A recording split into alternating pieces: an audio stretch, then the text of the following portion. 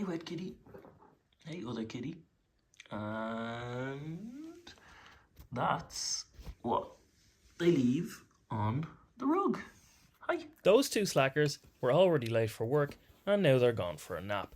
Which is good though, because it leaves me free to start cleaning the rug. I made a big mistake on purpose here to demonstrate how not to do this, whether it's a couch, a carpet or a rug that you're cleaning. You see, I run carpet and upholstery cleaning courses, and this low moisture method is a perfectly good method of maintenance cleaning, but you do need to run through a few steps to clean these items right.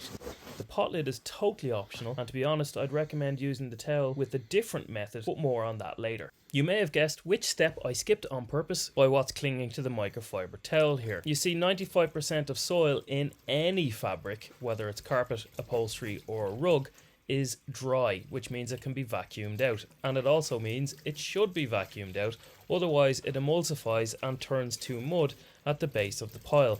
Not so bad on a low moisture clean such as this one, but absolutely tragic when you're doing a deep clean with something like a carpet spotter or a carpet cleaning machine. So step one should always be thoroughly vacuuming the carpet, upholstery or rug. I feel like I'm repeating myself here, but thoroughly vacuuming, preferably with a HEPA filter vacuum cleaner with a brush in the head, such as this little guy. This is a VacMaster machine, but any vacuum like this with a brush in the head will do. This one is also HEPA filtered, which is an absolute must for the removal of allergens. The recipe is super simple and very effective, as you've already seen. I'm using 15 grams of oxy-action powder, 15 mils of rubbing alcohol, though believe it or not, vodka will do in a pinch, and 5 mils or 1 teaspoon of dish soap.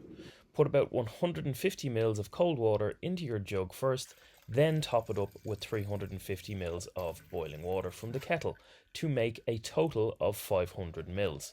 This is super important. Never mix oxy-action powder with boiling water, as it will explode and burn you. That's why I put cold water in first and then topped it up with boiling water. Transfer that into a bowl that you can dunk your microfiber towel into and you're good to go. Even after I've washed this microfiber towel thoroughly, I'm still left with this big mark, so I'm going to flip it over to the other side. Yet another reason I don't like using this method, because it uses the towel too quickly, but more on that later. Dunk the entire towel into your cleaning product, then wring it out really well. You don't want the towel too wet. And then just start wiping over the rug, systematically working through every sector of it until it's finished, which should leave you with a towel that looks like this. As you can see, I've actually only used about 40% of the surface area of the towel. There is, however, a much better way to use a cleaning towel, and this method is so effective, I actually teach this on my professional cleaning courses. This next video will transform your approach to cleaning, giving you better results in less time.